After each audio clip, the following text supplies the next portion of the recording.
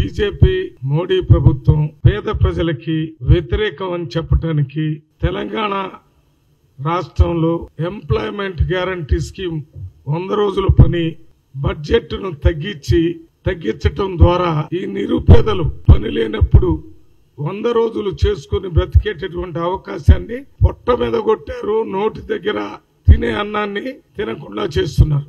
100 రోజులు పని కనీసం పేద ప్రజలకు కల్పిస్తే పస్తులున్నకుండా ఉండి సంపద సృష్టించడానికి ఉపయోగపడే పేద ప్రజలందరూ కడుపు కొట్టే కార్యక్రమాన్ని మోడీ ప్రభుత్వం చేస్తుంది.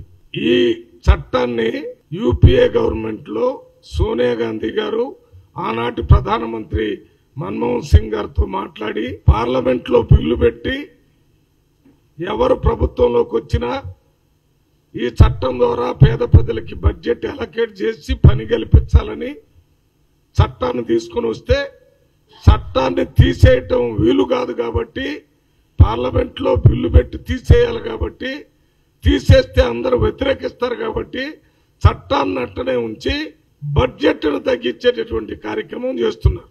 ఇంతకు ముందు చట్టం పెట్టినప్పుడు 100 రోజుల వరకు పని కల్పించాలని చట్టం చెప్పింది.